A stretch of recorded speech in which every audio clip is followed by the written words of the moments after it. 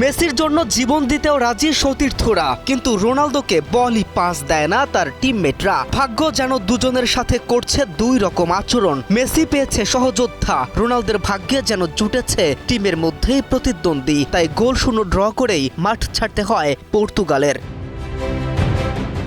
রোনালদোর বিবর্ণ থাকার দিনে মায়ামিতে গ্রুপ পর্বের শেষ ম্যাচে শুরু থেকে দারুণ লড়াই উপহার দেয় পর্তুগাল ও কলম্বিয়া। দুই দলের আক্রমণ প্রতি আক্রমণে ম্যাচকে প্রাণবন্ত করে তুললেও প্রথমার্ধে কোনো দলই গোলের দেখা পায়নি। ফলে গোলশূন্য সমতায় বিরতিতে যায় উভয় দল। এই ফল আপাতত কলম্বিয়ার জন্য স্বস্তিদায়ক, কারণ ড্র হলেও তারা গ্রুপ সেরা হিসেবে পরের পর্বে উঠেছে। অন্যদিকে শীর্ষস্থান দখল করতে হলে পর্তুগালকে অবশ্যই জয় তুলে নিতে হতো। দ্বিতীয়ার্ধের শুরুতেই ম্যাচের গতি বাড়ানোর লক্ষ্যে কৌশলগত পরিবর্তন আনেন পর্তুগালের কোচ।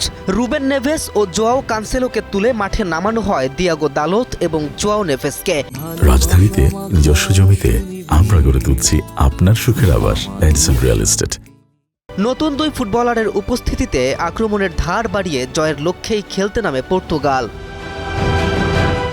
তবে প্রতিপক্ষের পাল্টা আক্রমণে তেমন সুবিধা করতে পারেনি। ম্যাচের 91 মিনিটে কলম্বিয়ান ফুটবলারের দারুণ হেডে জালে জড়ায় বল, কিন্তু ভিআর চেকে গোল বাতিল হওয়ায় বেঁচে যায় ক্রিশ্চিয়ানোর দল। শেষ পর্যন্ত গোলশূন্য সমতায় শেষ হয় দুই দলের গ্রুপ পর্বের শেষ লড়াই। KM রাফিন, নিউজ 24।